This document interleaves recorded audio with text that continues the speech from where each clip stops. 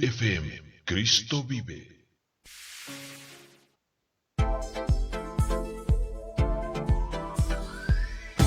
Bienvenidos a Tiempo de Luces y Perfecciones, un programa para recibir luz y revelación en el poder de la palabra de Dios.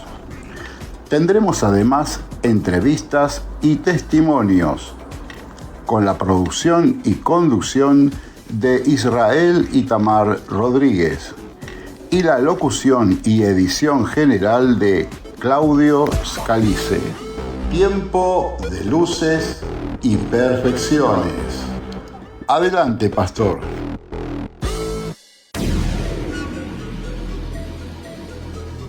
Bienvenidos a un tiempo de luces y perfecciones, un espacio de revelación, sabiduría y formación espiritual. Aquí exploramos la profundidad de la palabra de Dios, la riqueza de la teología y la sabiduría que transforma la vida de todo creyente. Porque cuando la luz divina ilumina el entendimiento, el espíritu encuentra dirección y el carácter se perfecciona para servir a Dios con excelencia. Prepárate para un nuevo tiempo de enseñanza, reflexión, ministración, edificación y crecimiento espiritual. Comenzamos ahora. Adelante.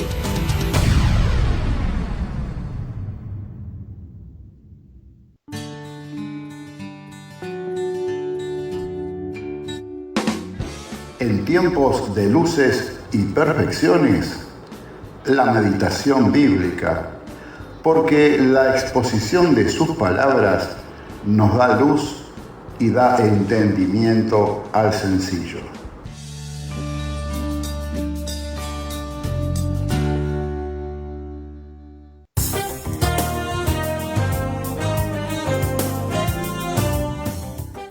El fascinante testimonio de la resurrección. Este es el tema de nuestra meditación bíblica. Esta semana en nuestras redes posteamos esta leyenda, dos leyendas.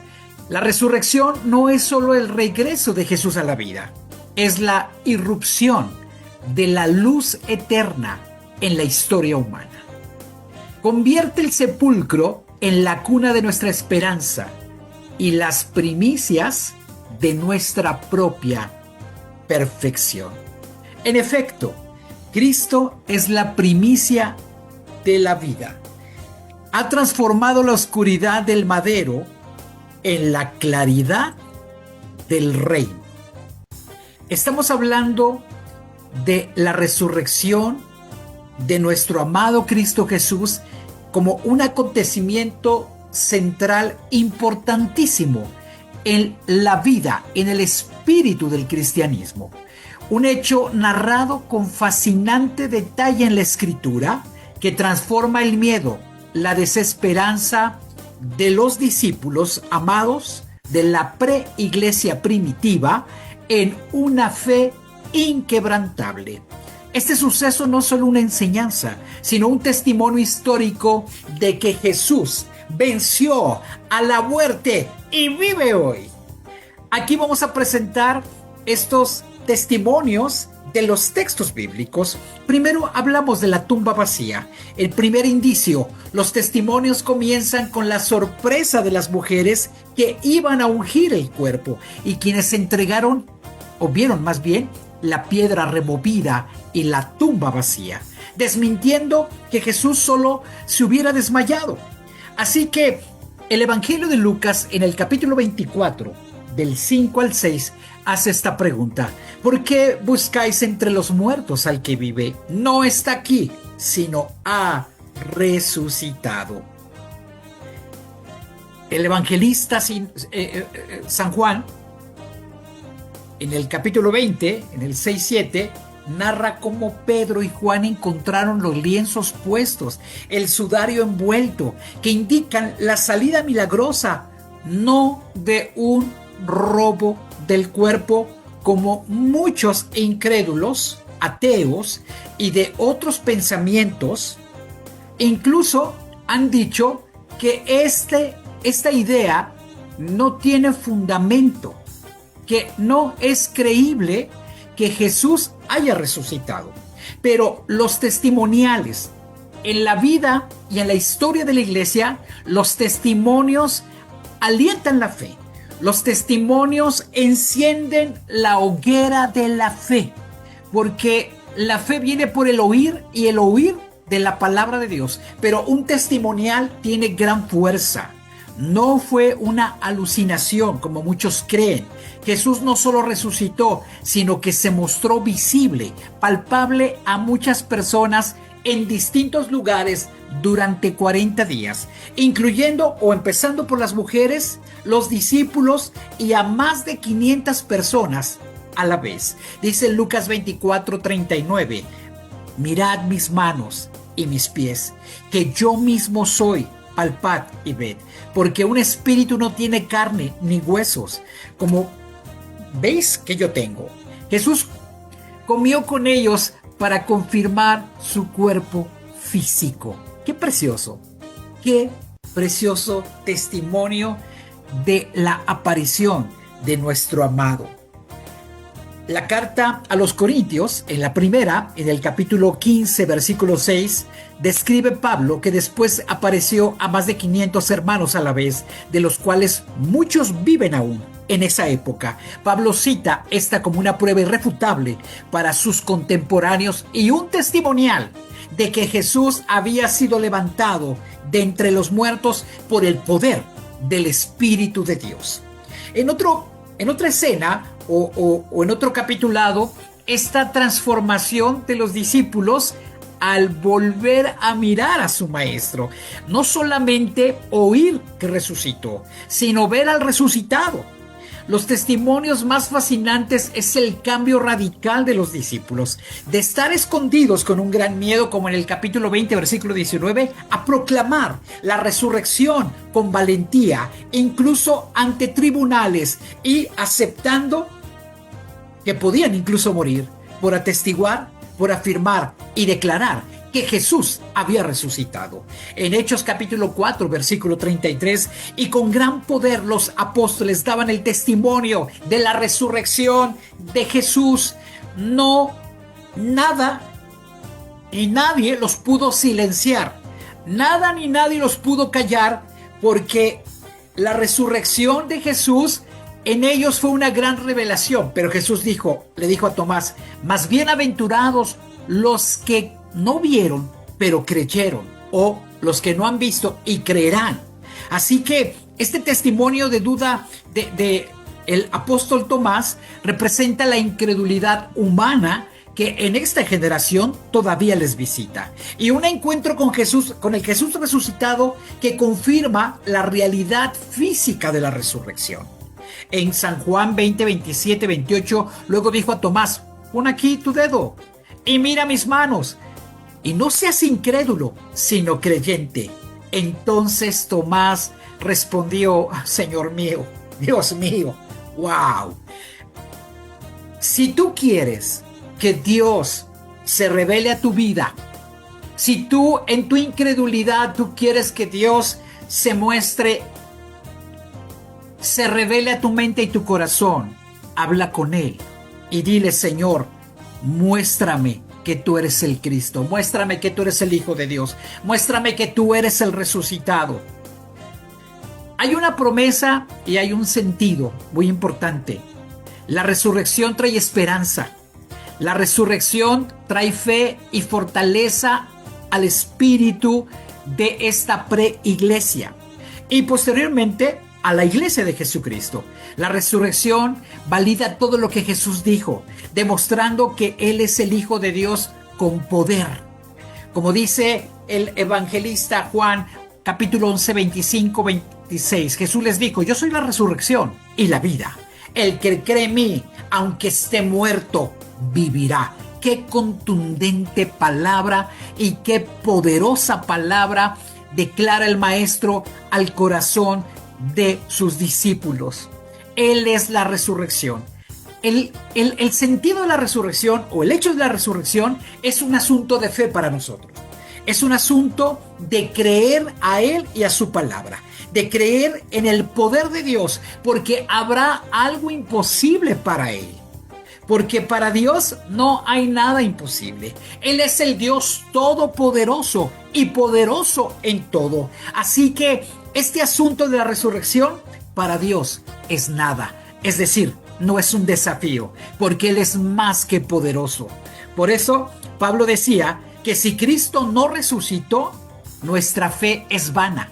Aún estaremos entonces en nuestros pecados, porque no hubiese sucedido nada, pero lo contrario en afirmación, por cuanto Cristo resucitó, juntamente con Él estamos resucitados. La resurrección es descrita como la mayor demostración del poder de Dios, ofreciendo perdón de pecados y la esperanza de vida eterna. Claudio, adelante.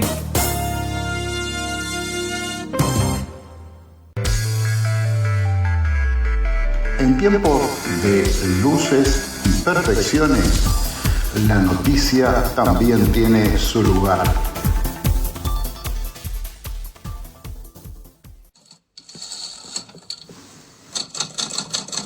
Noticias evangélicas del mundo protestante.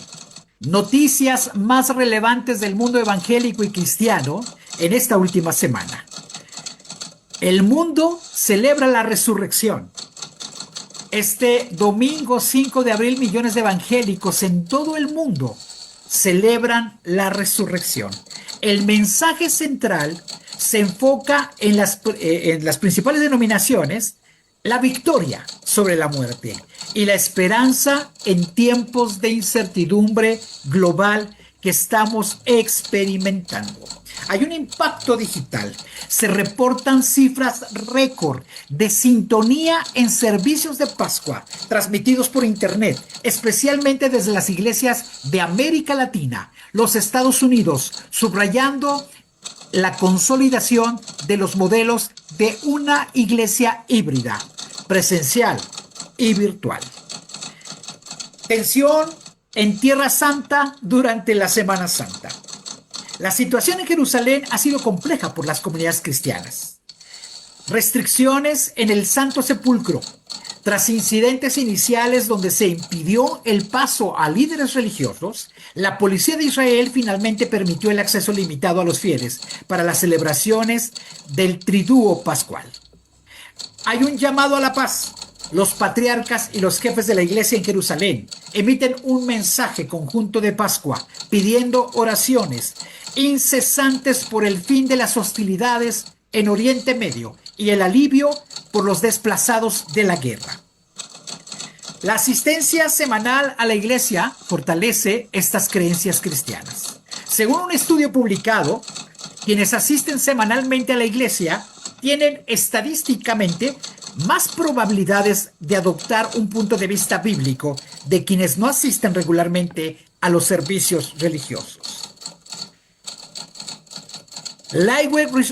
Recursos Liveway, o los recursos del Liveway, encuestó a 3,000 feligreses protestantes en los Estados Unidos entre el 5 y el 15 de enero del año pasado, y les preguntaron a los encuestados, tanto a los que asistían con frecuencia como los que asistían con poca frecuencia o una vez al mes, si estaban de acuerdo con una serie de afirmaciones que coincidían o contradecían las enseñanzas cristianas.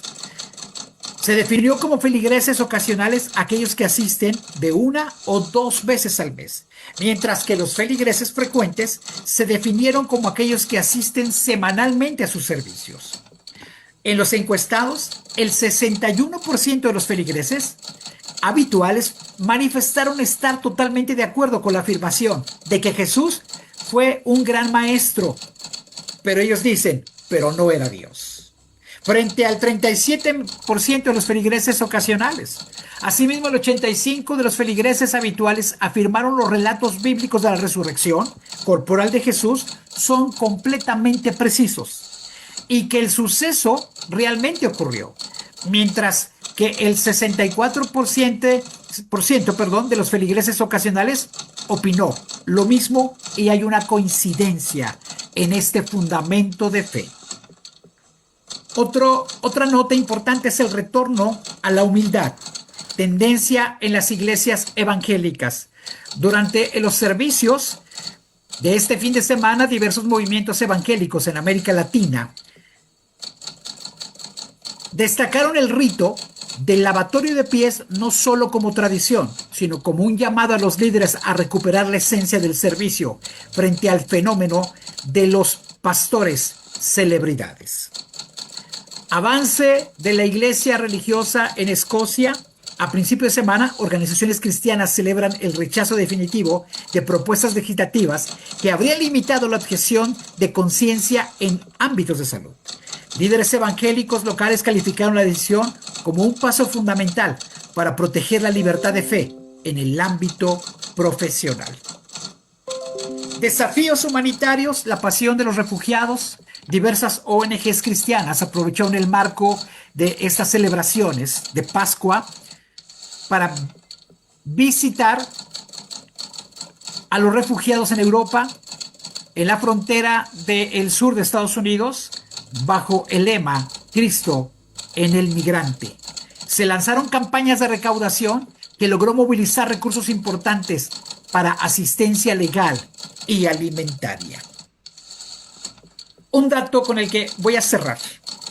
Según los reportes de esta semana, el himno Porque Él vive fue el más cantado en las congregaciones de habla hispana durante este domingo de resurrección.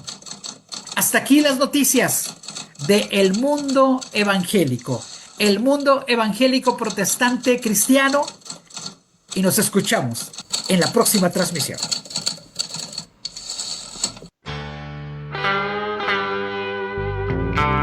Estás escuchando Tiempo de Luces y Perfecciones, donde las tinieblas no tienen lugar.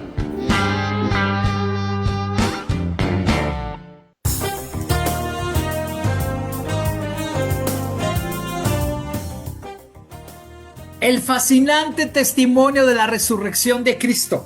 Fascinante, poderoso, enigmático y determinante para nuestra fe. La tumba vacía es el testimonio de la luz de la verdad que no puede ser contenida por las sombras de la muerte.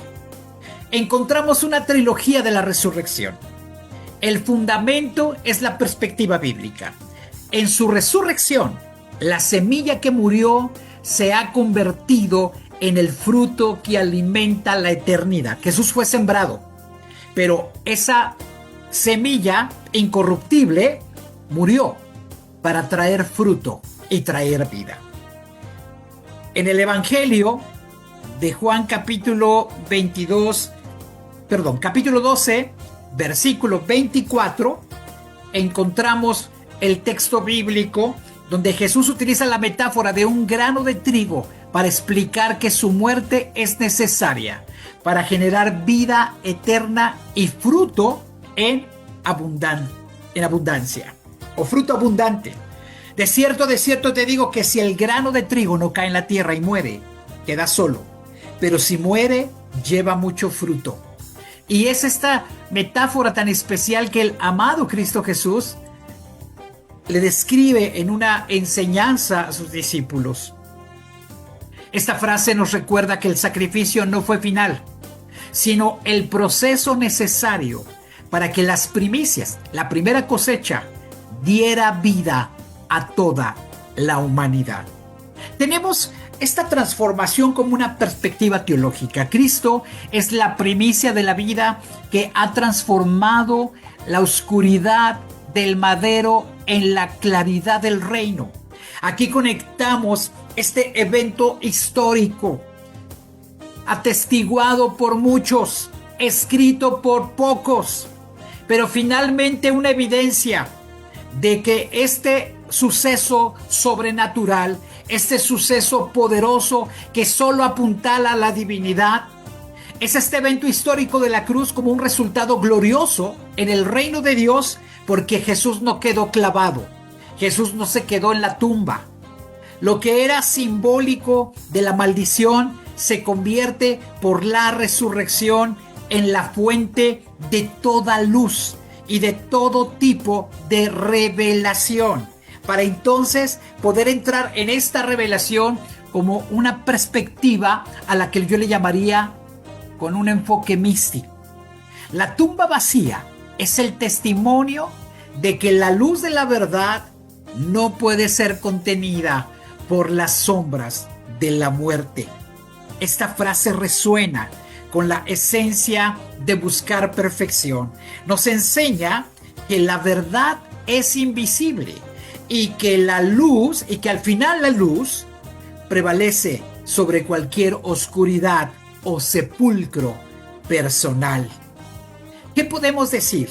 La resurrección de Jesús es el punto de convergencia en los 4 evangelios. Hay una armonía, hay una confirmación, hay una afirmación, pero cada autor narra desde una perspectiva única para facilitar diferentes verdades bíblicas y teológicas, mientras que los sinópticos, Mateo, Marcos y Lucas comparten una estructura similar. El evangelista Juan ofrece una visión más íntima e incluso hasta más espiritual. Este momento de descubrimiento, la tumba vacía, todos coinciden en que ocurrió el primer día de la semana, muy de mañana, y que las mujeres fueron las primeras en llegar. La mujer no tenía validez jurídica. Hoy lo prediqué en mi iglesia. Pero ¿sabes? La mujer, el testimonio de la mujer tiene un gran valor. La inclusión. En que ahora en el reino de Dios no hay griego, no hay judío, no hay sabio, no hay ignorante, no hay poderoso, no hay pobre. Todos somos igual. Mateo, María Magdalena y la otra María son los personajes principales en esta escena de la tumba vacía. Por supuesto, el personaje principal es Dios.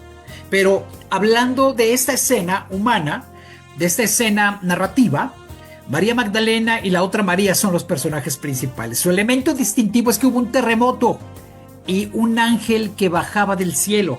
Y eso es espectacular. Eso es fascinante.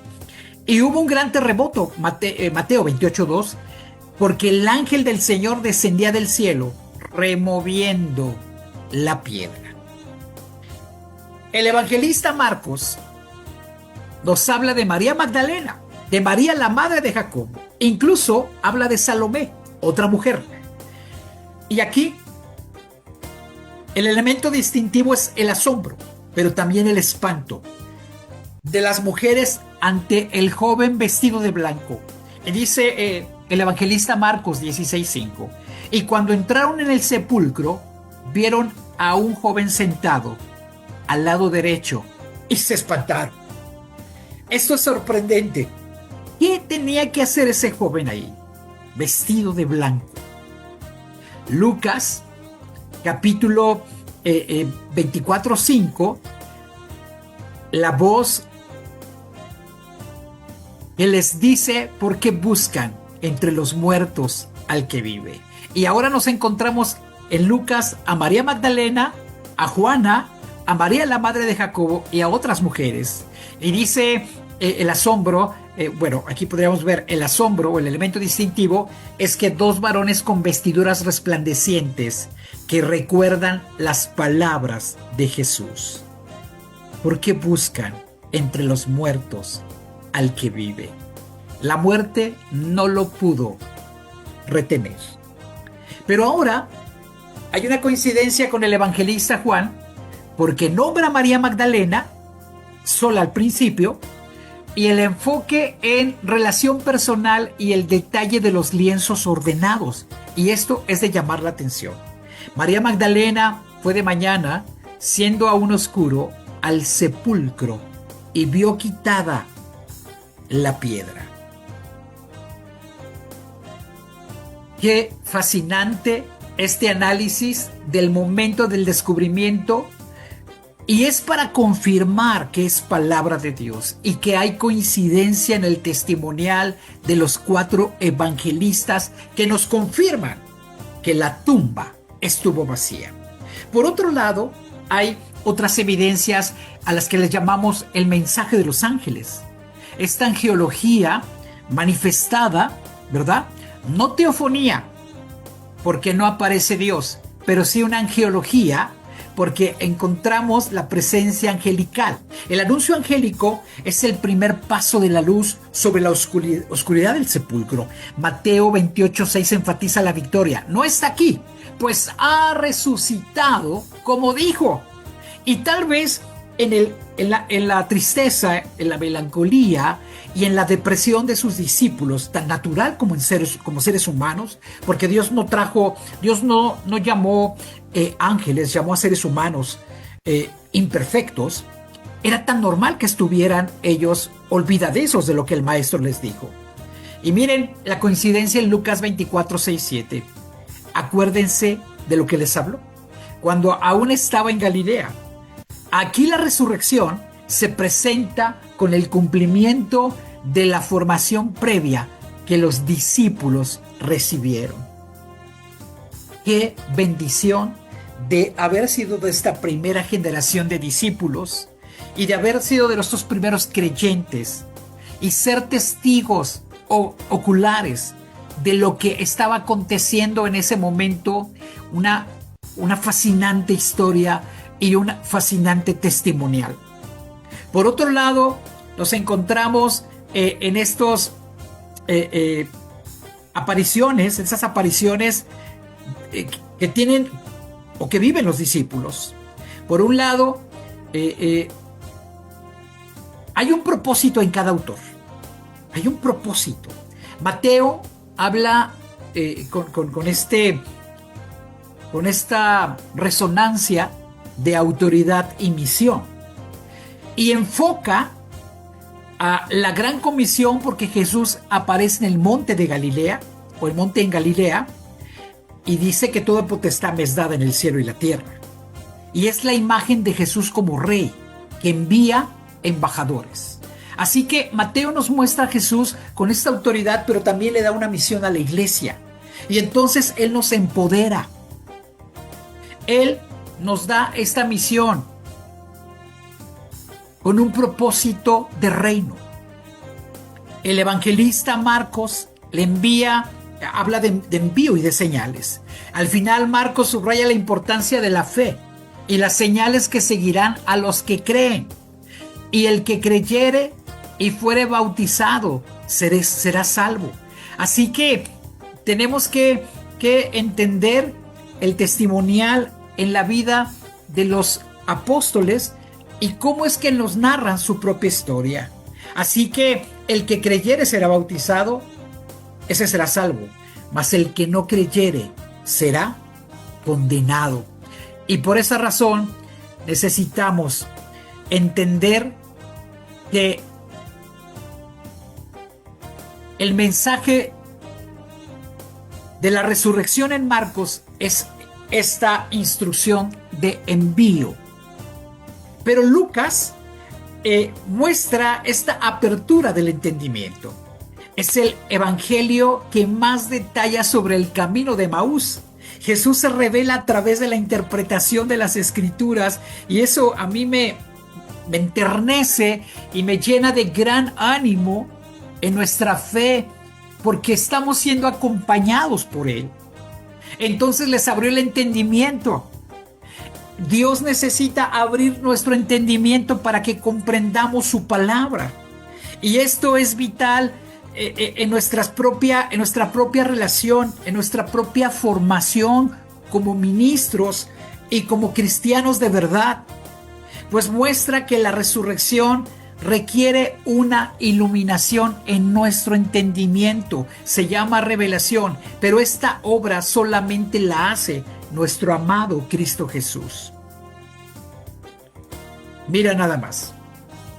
El evangelista Juan da un sello de paz y el Espíritu. y presenta apariciones muy personales a María Magdalena en el huerto, a los 10 en el aposento alto y al mismo Tomás. Y él dice el evangelista que sopló y les dijo: reciban el Espíritu Santo. Aquí la resurrección se conecta directamente con algo nuevo, con novedad, con una nueva creación y con la vida espiritual interior. Te voy a resumir el propósito y te voy a recordar el propósito de cada evangelista para mostrar a nuestro amado Yeshua HaMashiach, a nuestro amado Cristo Jesús el Mesías.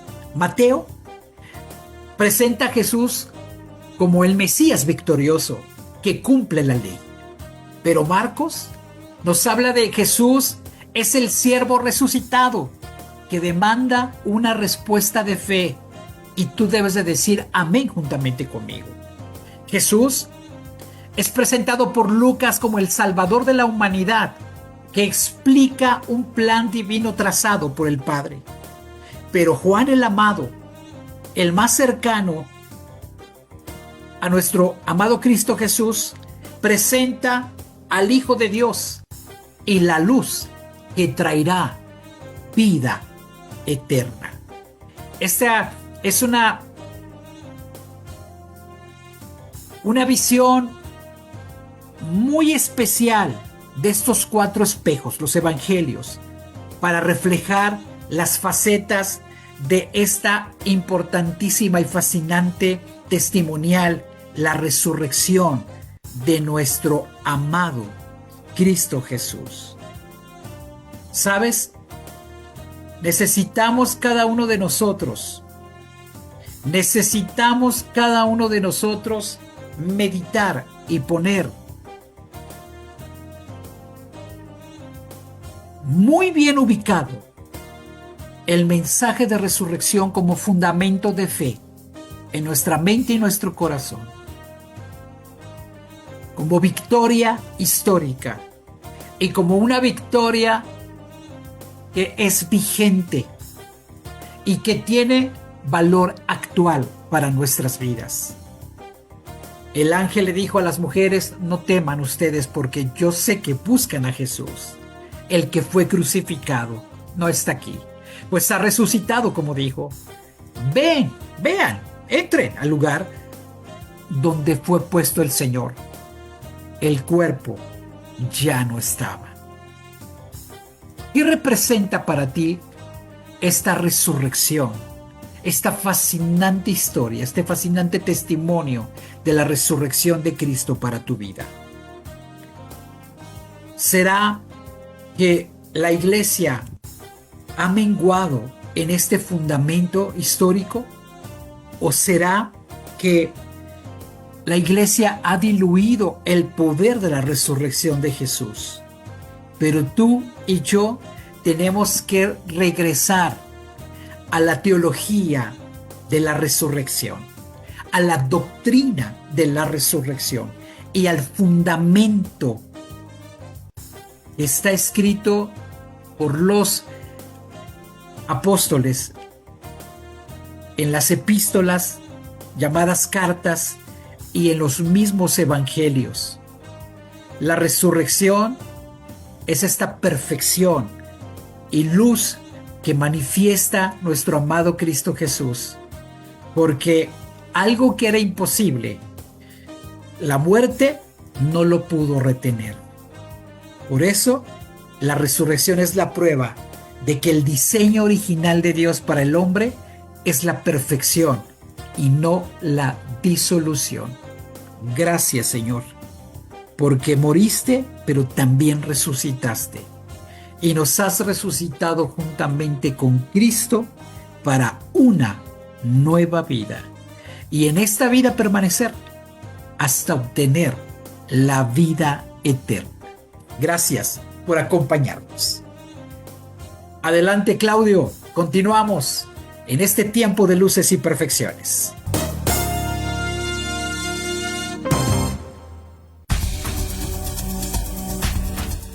En tiempo de luces y perfecciones, una entrevista que nos inspira.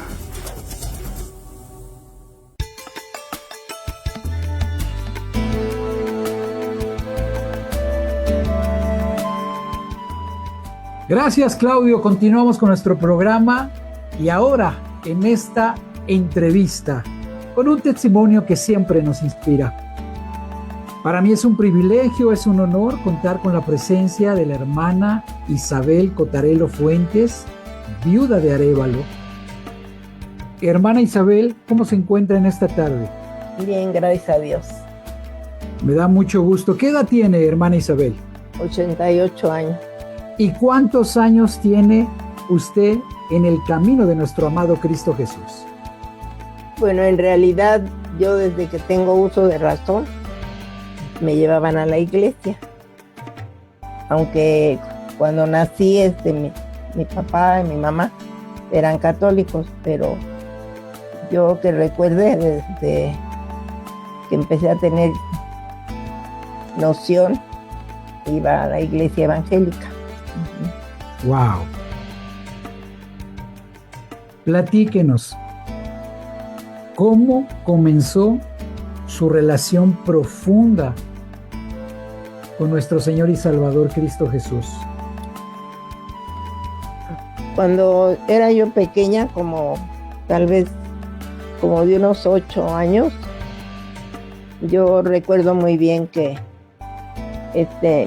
mi papá, bueno, yo perdí a mi mamá cuando era muy pequeña.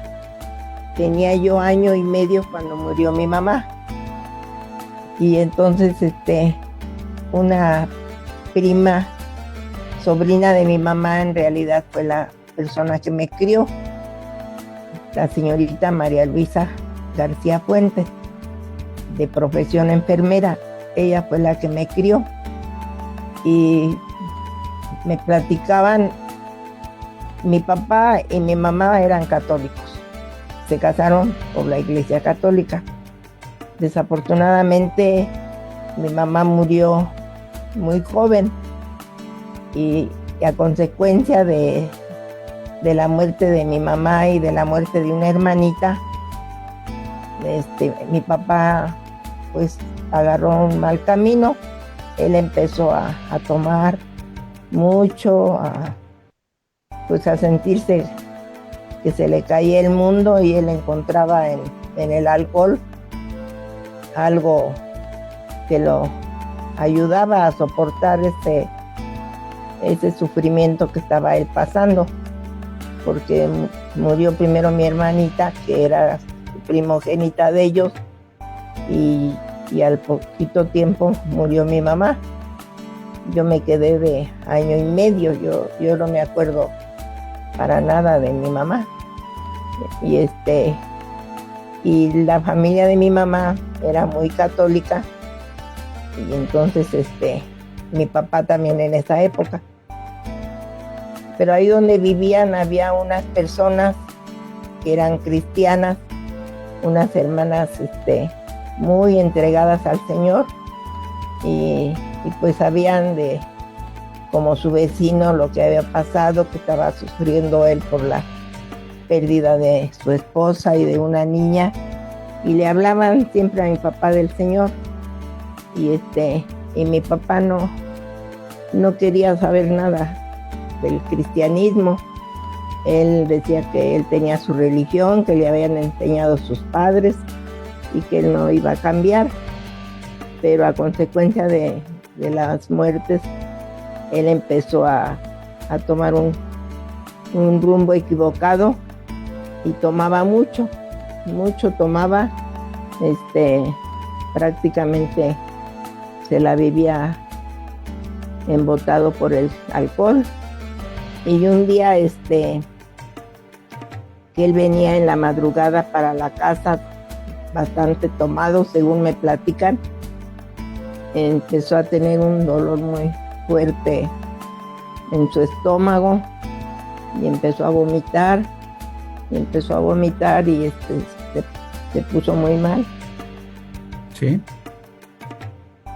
Se puso muy mal, y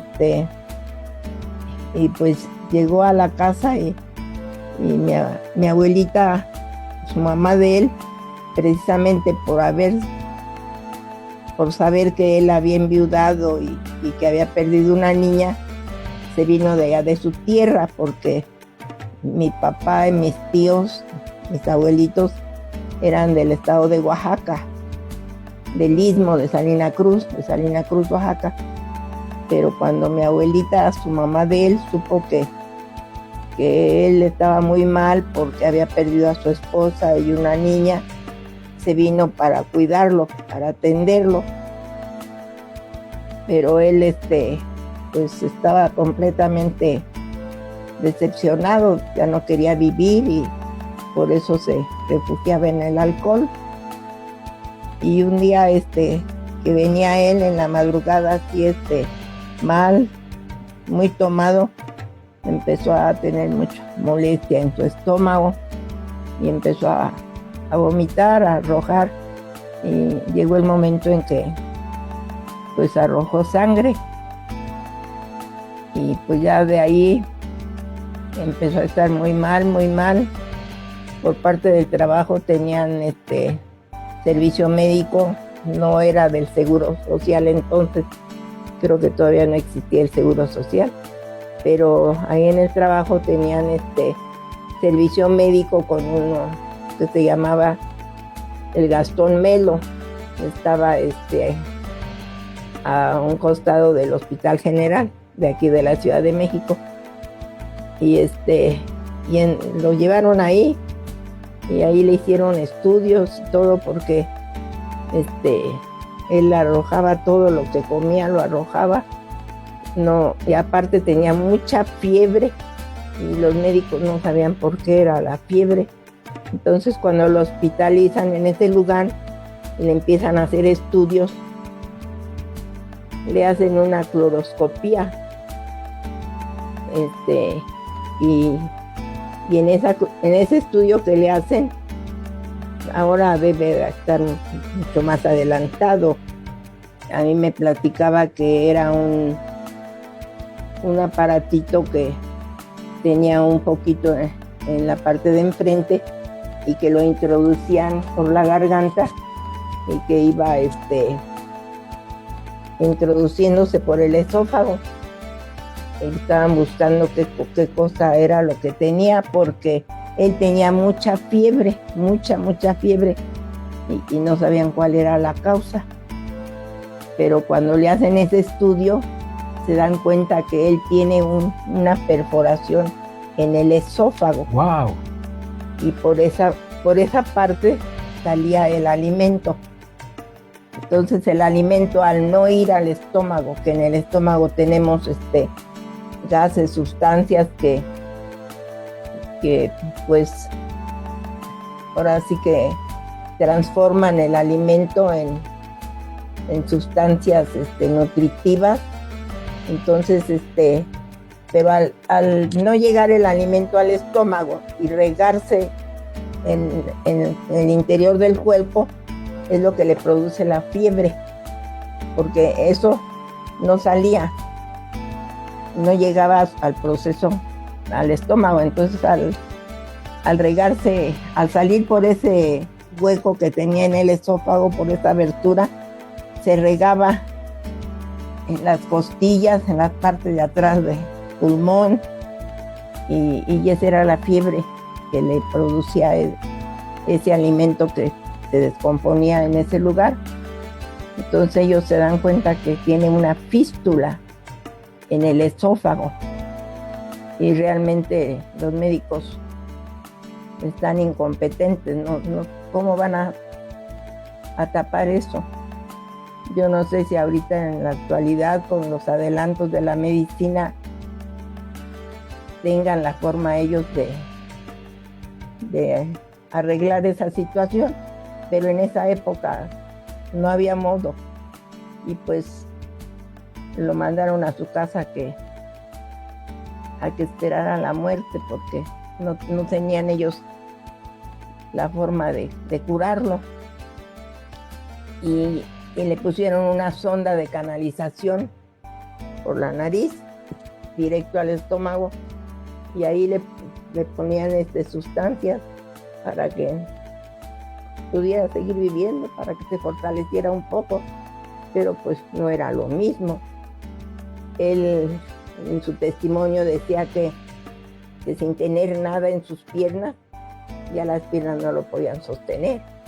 Tenía que caminar con muletas porque las piernas no tenían fuerza. Y además pues la fiebre que le daba tan terrible. Y no había modo de que cerraran esa fístula que tenía el esófago. Entonces ya lo alimentaban con una sonda en la nariz directo al estómago. Pero pues desde luego no era suficiente para fortalecerlo. Y allí donde vivían ellos había unas hermanas cristianas que siempre le hablaban del Señor Jesucristo y lo invitaban a que fuera a la iglesia. Y él no aceptaba.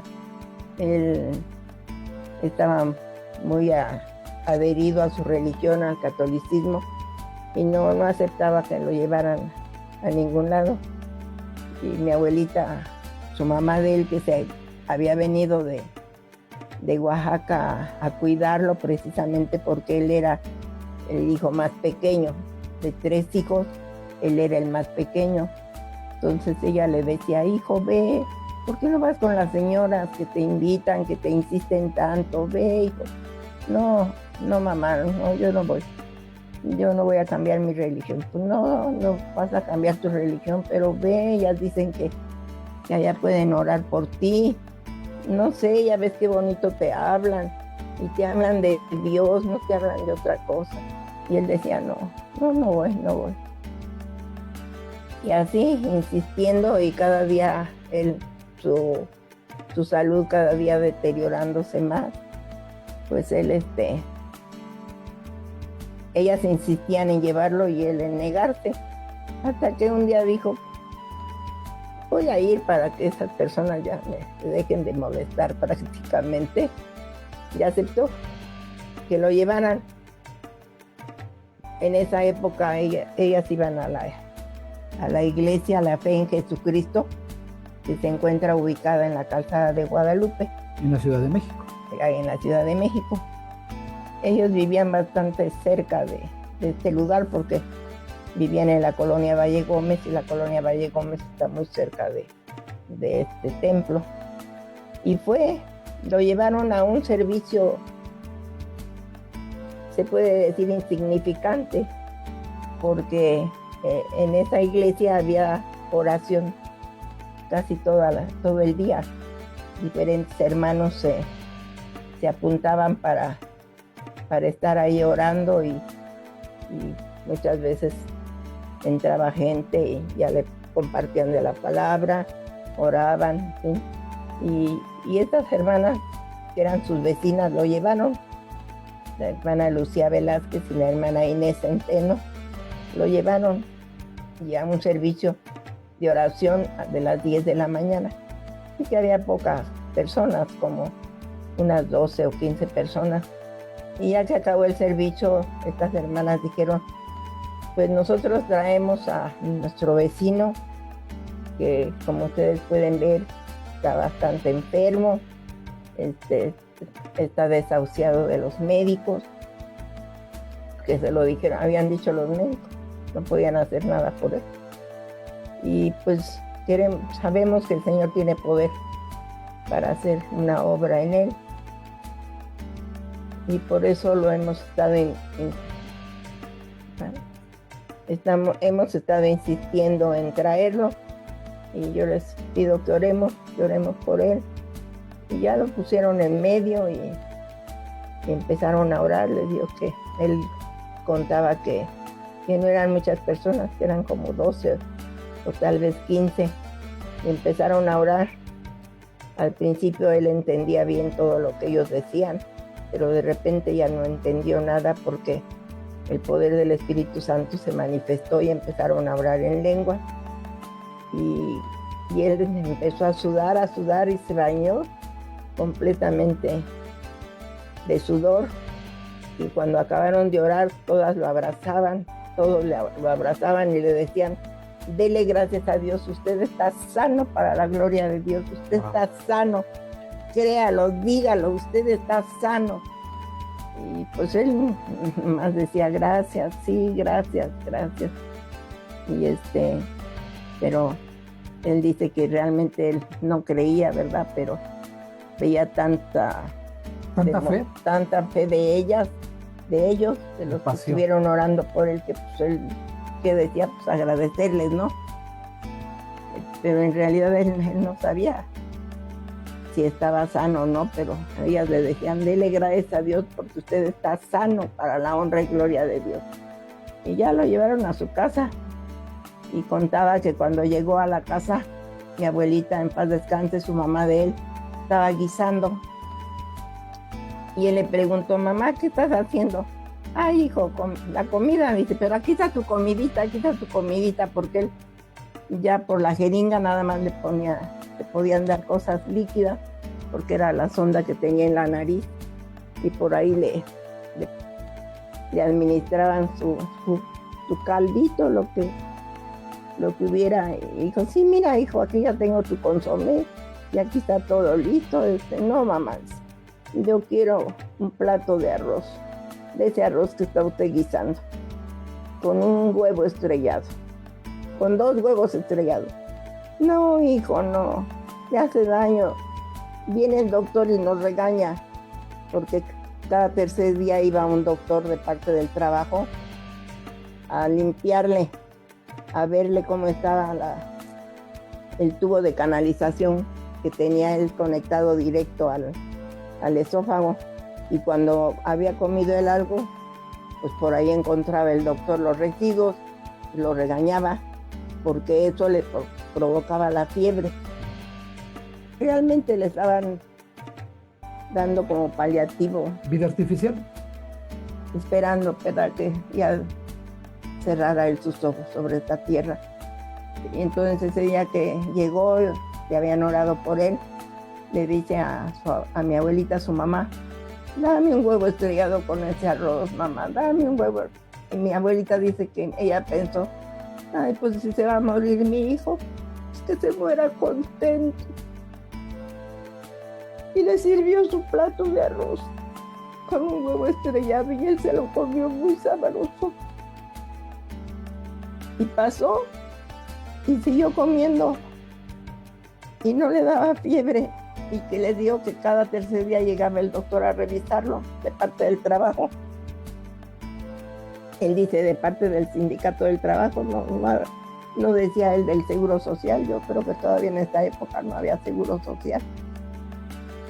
Y lo revisaba el doctor y no, porque cuando comía y se salía el alimento por ahí, el doctor lo regañaba, porque ese alimento al no llegar al estómago se echaba a perder.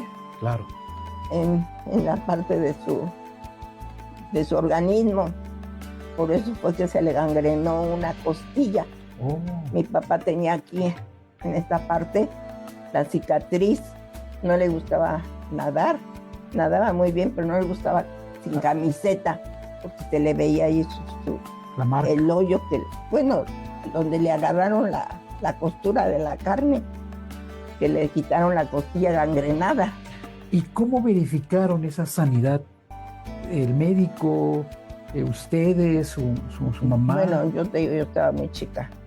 Yo nada de eso me acuerdo. Estaba demasiado chica. Demasiado. Debo haber tenido como 3, 4 años. Porque mi mamá murió cuando yo tenía 1 año y medio. Claro. Y a raíz de eso fue que él se empezó a tomar y a provocarse esa enfermedad. Entonces, pues ya, gracias a Dios no le daba fiebre. Y desde ese día que comió estos huevos, este huevo estrellado con arroz, empezó mi abuelita a darle poco a poquito comida. Y poco a poquito comida. Y un día le dice el doctor, oye, Manuel, estás echando carnita, porque ya dicen que era hueso y pellejo. Y le dice, mira, te estás reponiendo. Y le dice, ¿a usted cree, doctor? Sí, mira, qué bien te ves, te estás reponiendo.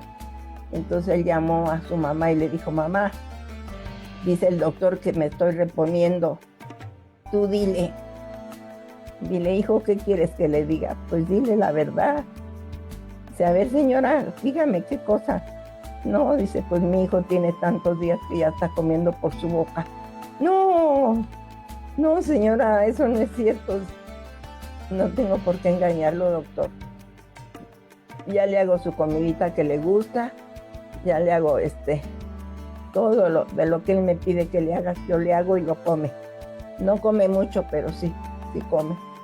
Pero es que aquí no hay nada, está limpio esto. El tubo de canalización está limpio. Te vamos a internar. Lo internaron otra vez en el Gastón Melo.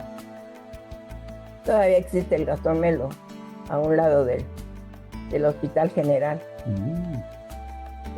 Y lo internaron y le hicieron el estudio de fluoroscopía. Wow. Platicaba él que es un aparatito que lleva ahora debe haber más adelante, un foquito en la punta y le costaba trabajo que pasara. Pero ellos lo iban manipulando. Sí, viendo, y ya no encontraron ninguna fístula. Wow. Él decía que era una fístula lo que tenía. Ya no había nada. Wow. Y desde ese momento ya lo dieron de alta, lo revisaban cada 6 meses, cada año. Y no, Dios había hecho un gran milagro en su vida. ¡Wow!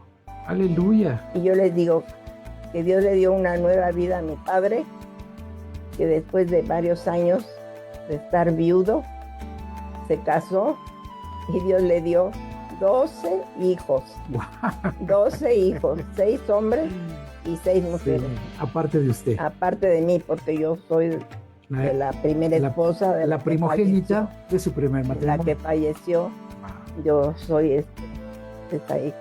Y Dios hizo en mi padre un gran milagro. Y él por todos lados predicaba y daba su testimonio. Y muchas aceptaban a Cristo porque él perteneció al grupo de amigos de Dios, que en la denominación de nosotros, ¿Iglesia de Dios? Tenemos, sí, de los pentecosteses, de la Iglesia de Dios en la República Mexicana. Tenemos la Sociedad de Amigos de Dios, que son los varones que dedican su vida a servir al Señor y a buscarlo y a predicar de Él. Y las mujeres son del Concilio Femenil, que son las mujeres que también predican de la palabra de Dios. Y esas, aparte la de los jóvenes y la de los intermedios, pero esas dos organizaciones, tanto la de Amigos de Dios como el Concilio Femenil, porque dice la Escritura que les dijo el Señor: ya no os llamaré mis siervos, porque el siervo no sabe lo que hace su Señor.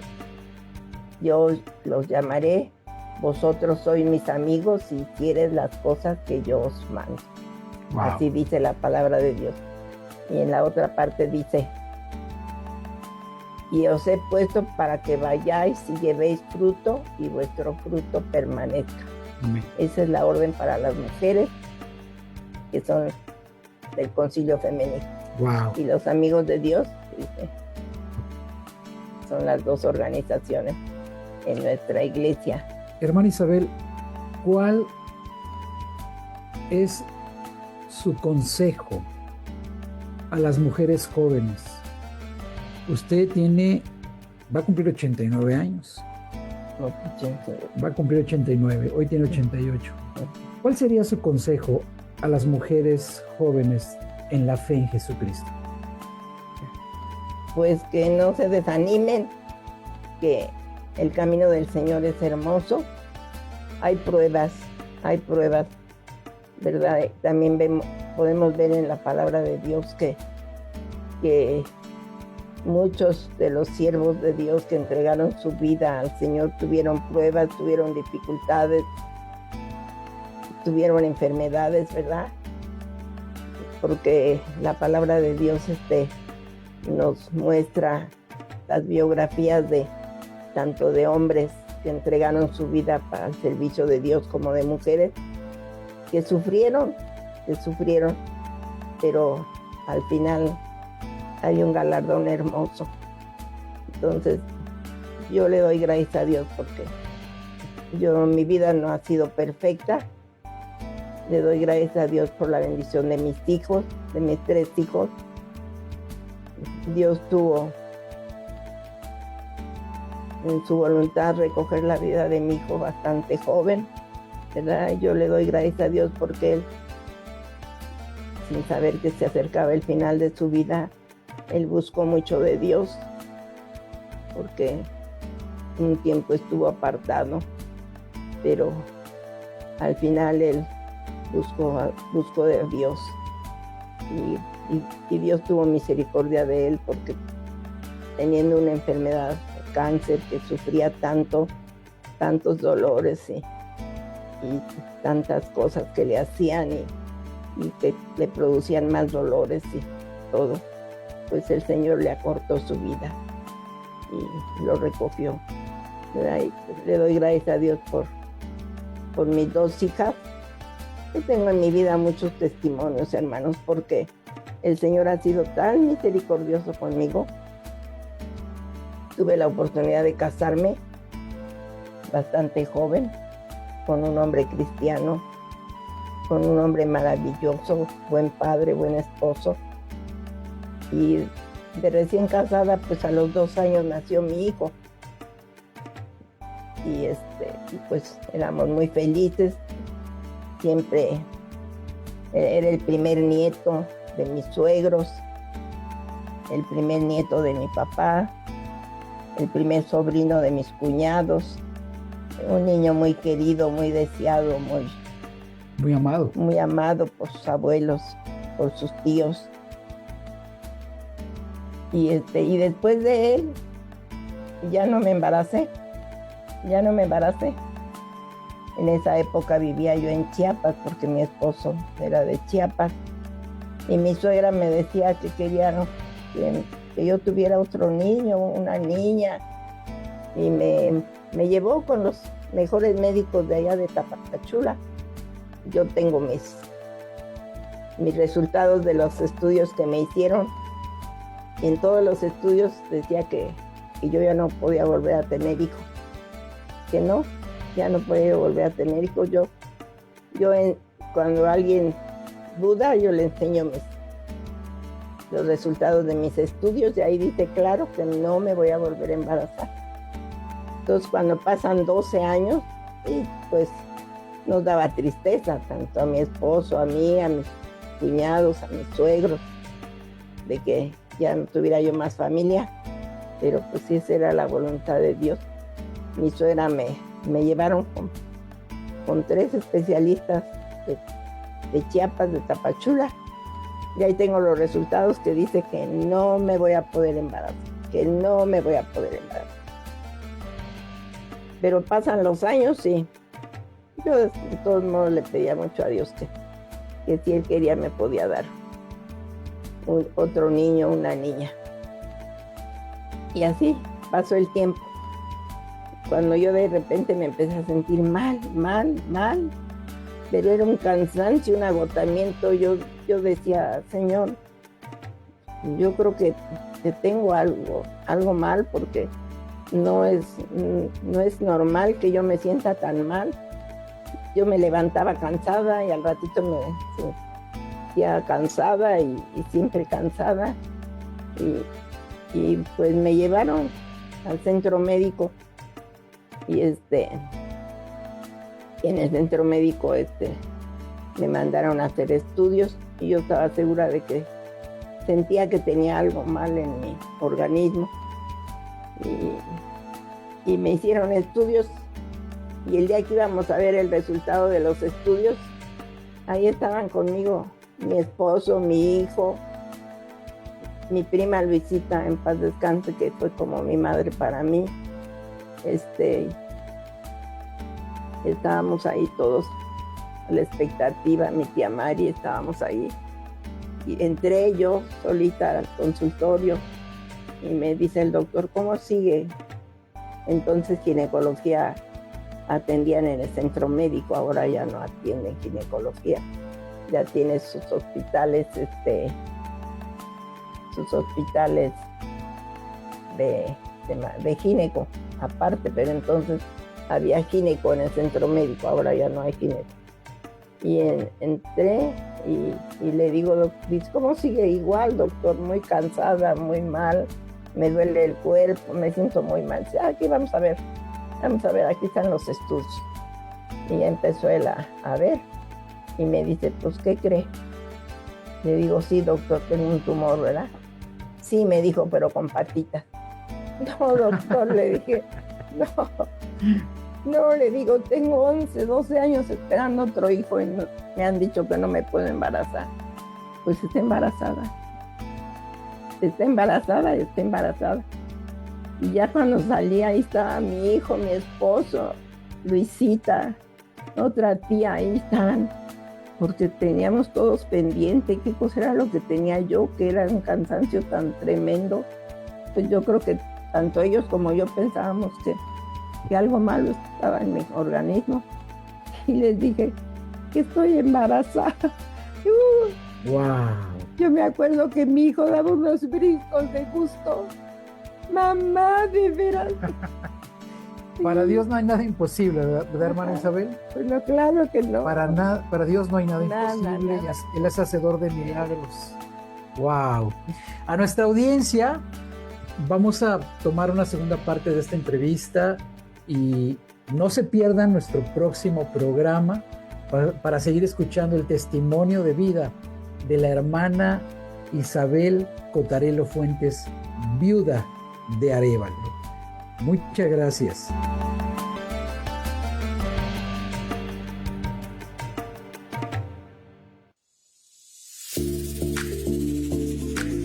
Hasta aquí el programa de hoy.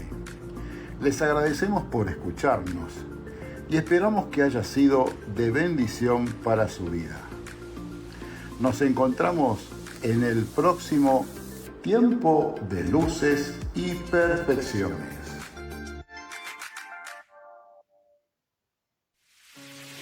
FM, Cristo vive.